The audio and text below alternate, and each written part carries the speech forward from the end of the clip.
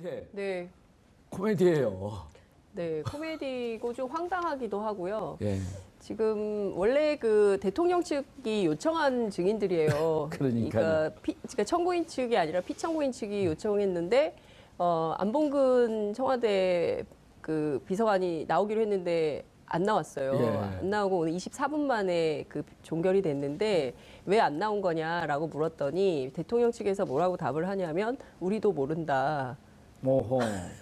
그러니까 당신들이 요청한 증인 아니냐라고 했음에도 불구하고 자기네도 아침까지는 나온다고 했는데 이분이 왜 이러는지 모르겠다 이런 식의 얘기를 해서 모두가 황당한 이런 것이었고요.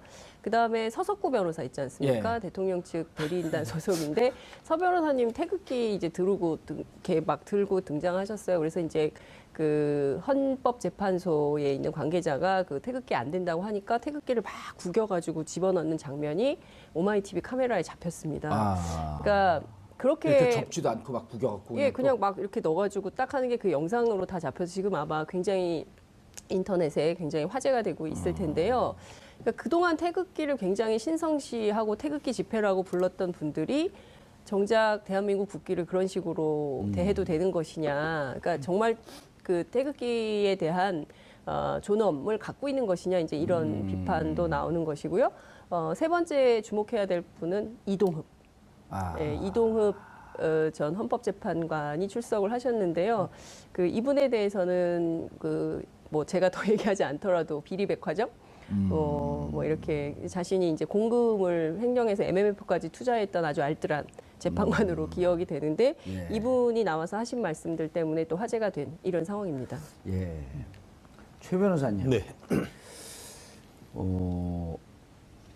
안봉근 네. 이분은 대통령의 7시간에 대해서 상당히 많은 걸 알고 있을 네. 법한. 그렇죠. 그러니까 그때 누가 그랬습니까? 윤전추 씨가 네. 오전에는 정호성 비서관과 있었고 오후에는 안봉근 비서관과 있었다. 네네. 관저에.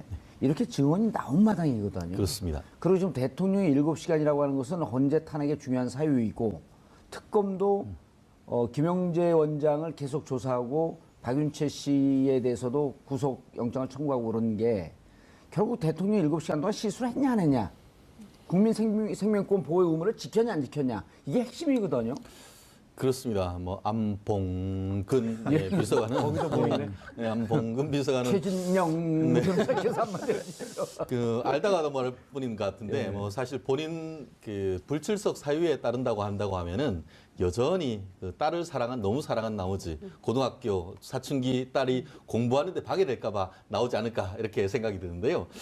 뭐 사실 그건 제가 농담을 하는 것이 아니고 본인이 직접 그렇게 얘기했죠. 하지 않은 불출석 사유서에 썼는 것인데 어제까지만 해도 이게 박근혜 대통령 그 대리인단이 분명히 나온다라고 했고 벌써 2번 안 나왔기 때문에 이번에는 나올 거라 생각을 했었었는데 정말 또 안 나왔단 말이에요. 우리가 또 시간을 조금 더 앞으로 돌려보면은 검찰에 나갈 때도 기인적 행동을 했었습니다. 아시다시피 나온다라고 해서 계속 기다리고 있는데 뭐 이상한 사람이 나와서 기자들이 여기 혹시 안봉근 못 봤냐 해야 아마 저쪽에 있는 것 같다라고 해놓고 마치 자기가 검찰 직원인 것처럼 더벅더벅해서 쓱 들어가고 알고 봤더니 그 사람이 안봉근이었던 거예요. 아, 그랬어요? 그래서 이게 참 기자들 사이에서도 굉장히 독특한 맞아요. 사람이다 했었는데 오늘도 혹시 그런 식으로 해서 성동격서식으로 좀 늦게나 일찍 나오지 않나 이렇게 생각을 하고 있었었는데 결국 안 나왔단 말이에요. 왜 안 나왔을까?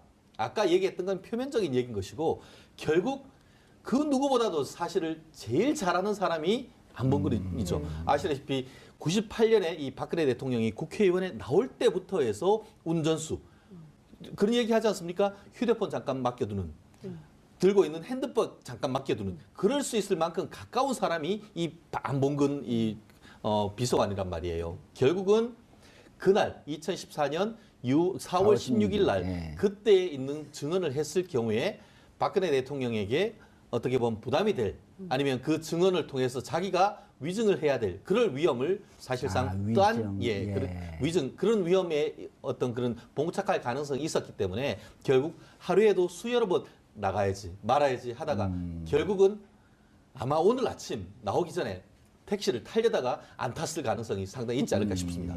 택시를 탔는데 뭐 택시가 부산으로 갔다는데. 아, 그렇죠. 뭐 저쪽 이제 뭐 그냥 동해에 해 뜨는 걸 보러 갔을 수도 있지 않을까 싶습니다. 지금 교수님, 네.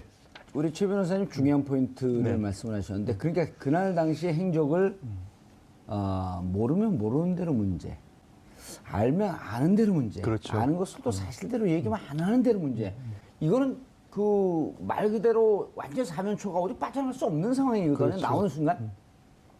대리인단에서 아마 이 안봉근 전 비서관을 그 증인을 신청한 이유는 아마 이거였을 거예요. 아직까지도 그 7시간에 대한 거기에서 모든 게 다 밝히지 않은 상황에서 안봉근 최 변호사님 말씀하셨듯이 안봉근 전 비서관만큼 박 대통령과 가장 가까운 사람이 없어요, 사실은. 예. 그 측근들 중에서도. 그래서 그날에 있었던 일을 상당히 대통령에게 유리한 방향으로 진술을 해줄 것을 기대를 해가지고 사실은 신청한 것 같아요. 처음에 의도는. 그런데 사실 그게 쉽지가 않을 것 같거든요. 아까 그 참- 이후로 예. 많은 게 밝혀졌잖아요. 네, 그래서 사실은 그걸 갖다 짜맞출래 하더라도 사실은 이게 짜맞추기도 굉장히 정교하게 돼야 되거든요. 조금만 핀트가 나가면은 전부 다 바로 위증이라는 것이 드러나기 때문에 본인도 아마 고심 끝에 차마 위증은 하기는 그렇고 그래서 아마 나오지 않았다는 것이 아마 최 변호사님 분석하시기 맞을 것 같고 두 번째 이유는요. 과연 변호인들에서 몰랐을까 그걸. 과연 그거를. 제가 볼 때는 대리인단에서. 일정 정도 시간 끌기용이 아니었을까. 예. 처음서부터 기대 안 했는데 약간 시간 한번 끌어보자라는 차원도 뭐 조금 있었지 않을까 그렇게 생각이 듭니다. 예. 그렇다고 한다면 지금 대리인단의 전략은 이제 다 노출이 된 거 아니에요? 다 됐죠. 예. 할 수 있는 것은 그 반론할 수 있는 것보다도 오히려 뭐 고용태 녹음 파일을 증거로 채택하자 2천 건이나 되는 거 네. 이렇게 하고 본인들이 신청한 증인들이 지금 무더기로 안 나온 거란 말이에요. 그렇죠. 그럼 이제 대통령 대리인단에서 쓸 수 있는 전략이라고 하는 것은 진실 규명을 통해서 탄핵을 기각시키는 것이 아니라 무조건 시간 끌기 전략밖에 없다 이렇게 볼 수 있는 거 아닌가요? 현재는 저는 뭐 그거 외에는 지금 뭐 아까 우리 저기 장 국장님 말씀하셨듯이 이동욱 변호사가 이제 예. 새로 합류되고 해가지고 저 강일원 그 주심 재판관 말씀하셨듯이 이제 조금 뭔가 좀 되는 것 같다라는 기대가 것은 된다. 그 동안에 가만히 보니까 이 저기 대통령 측 탄핵소 대리인들이 하는 그 저기 스타일이 정말 법리적이고 본인들에게 유리한 것들을 계속 추궁을 해가지고 솔직히 말해서 그 중에 몇 분은 좀 봐주고 싶은데 봐줄 건덕지가 없었던 거예요 지금까지. 그러니까 이제 이동욱 씨가 좀 오면은 조금 나아지지 않을까. 요만큼이라도 좀 개전에 뭘 해줄 수 있는 변명거리를 만들어줄 수 있지 않을까. 아마 그거밖에 그런 기대를 했던 것 같아요.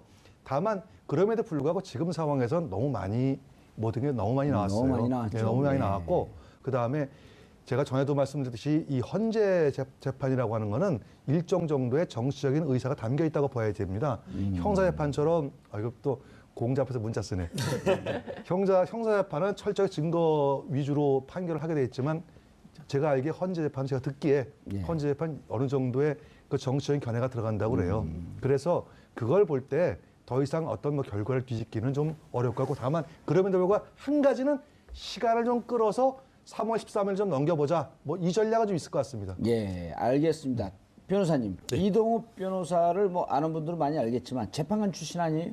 그렇습니다. 헌법재판소 재판관 출신이죠. 예. 이 6년 임기를 다 채우고 나왔죠? 그렇습니다. 이명박 정부 때에 그 6년 동안 했고 실제로 이분 같은 경우에는 법원에 계실 때에도 수원지방법원장을 하고 법원에 계신 판사들 중에서도 가장 논문을 많이 쓴 분이었습니다. 어허. 근데 제 그 경북고등학교에 나오셨는데 그 같은 아주 친하신 분이 물어봤습니다. 이 많은 서면을 어떻게 이렇게 다 쓰시냐 했더니만 이게 글 열심히 쓰시면 그게 상당히 또 경제적으로도 도움이 된다. 그러니까 본인이 능력도 있고 정말 글도 열심히 쓰셨고 실제로 헌법재판소에서 한국 헌법재판론이라는 이만큼 두꺼운 헌법재판 이론서까지 썼던 분입니다. 그렇기 때문에 사실 지금 박근혜 대통령 측의 같은 경우에는 경험도 있고 예. 이론적으로 강력한 분이 들어왔기 때문에 적어도 지금까지 어떤 사실관계는 상당 부분 드러났다라고 하면 이제부터는 법리적인 논쟁이 있어서 상당 부분 보강이 되고 그 검찰이 이제 뭐 국회죠. 국회 측이 어떻게 보면 상당 부분 긴장을 해야 될 그런 상황이 아닌가 싶습니다. 그런데 아까 이제 잠깐 얘기했지만 그 장윤선 기자가 이른바 그때 당시에 이제 헌법재판소장으로 지명됐는데 여러 가지 불미스러운 일로 낙마했단 말이에요. 그런 게 영향을 미치진 않을까요? 사실 지금은 뭐 그것이 문제가 될 건 아니죠. 사실 그때 같은 경우에는 특정 업무 경비, 쉽게 말하면 업무를 위해서 그 한 월 한 4,500 정도 되는 것인데 예. 그거를 개인적으로 유용했다 이건 것인데요. 사실 지금까지는 그거를 특정 업무 경비라고 했지만 사실상 주머니 돈이 쌈짓돈 그렇게 했는데 어쨌든 법적인 어떤 잣대를 했을 때는 그것이 정당성은 없는 것이죠. 예. 그렇기 때문에 그때 낙마를 겪었고 변호사로도 거의 1년, 2년을 활동을 못했습니다.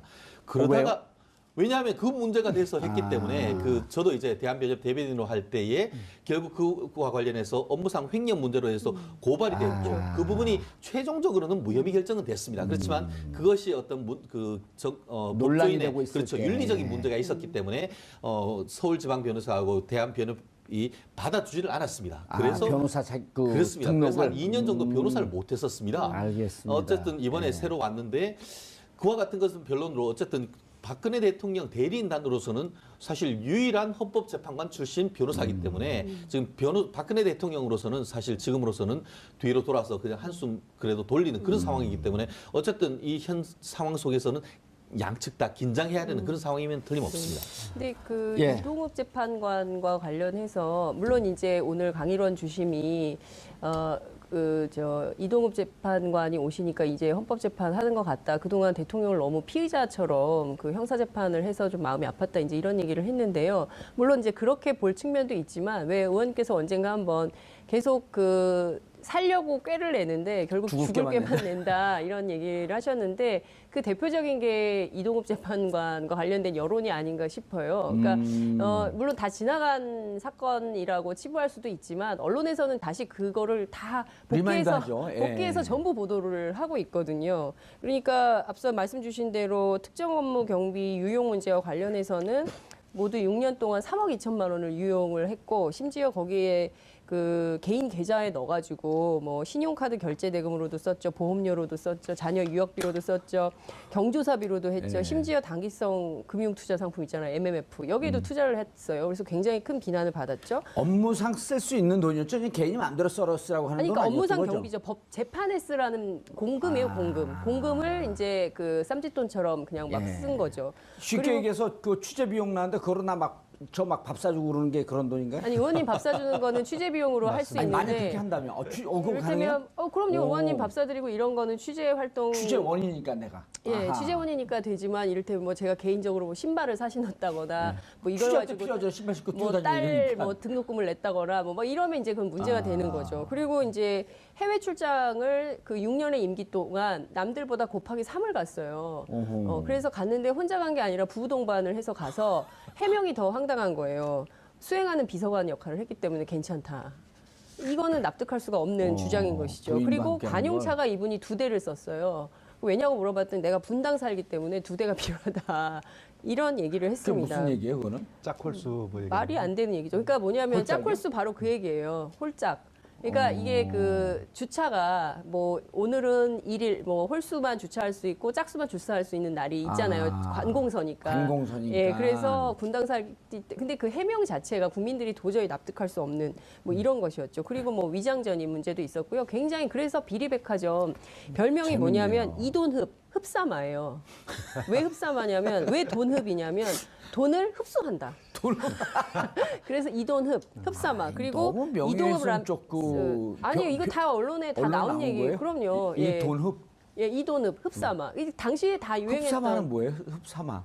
그러니까 이제 무슨 마귀처럼. 연사마, 흡사마, 사마, 연사마의 어떤 연사마 닉 막 이런 이런 거죠. 거죠. 예. 연사마. 그러니까 돈은 근데 이제 상당히 흡입이 많아요. 근데 이 사건 같은 경우에는 지금 시민단체에서 고발을 했고 실제로 굉장히 오래 검찰이 가지고 있다가 무혐의 결정은 했는 겁니다. 예. 무혐의 결정을 했는데 결국 이제 그 공직자 특히 법관으로서의 어떤 윤리적 측면에서는 예. 사실 비난을 받는데 법적으로는 어쨌든 무혐의를 받았고 법 위에 헌법 위에 있는 게 있잖아요. 국민감정법. 그렇기 때문에 근데 아까 제가 말씀드렸듯이 지금부터는 그 국회에서도 좀 그 긴장을 해야 된다는 것이 나오자마자 정말 한 방을 했습니다. 무슨 말씀이냐면은 헌법재판 이 국회 측에서 소추 이유를 쭉 썼는데 예. 이게 왔다 갔다 한다. 도대체 우리가 무슨 소리를 하는지 몰라가지고 우리가 방어하기가 쉽지가 않다. 그러면서 박근혜 대통령 탄핵한다는 그 사유가 헌법 몇 조인지 이것을 밝히다라고 하면서 구체적인 얘기를 했는 게 이게 탄핵 이유 중에 헌법 46조를 그 대통령이 위반했다라고 얘기를 했는데 46조가 뭐냐? 이게 그 국회의원이 청렴 의무와 관련해 가지고 국회의원이 업무와 관련해서 국가기관이나 공공단체에서 이익을 이렇게 취득하는 그걸 하지 해서는 안 된다라고 했는데 봐라 그거는 대통령이 아니고 국회의원에 관한 규정 아니냐.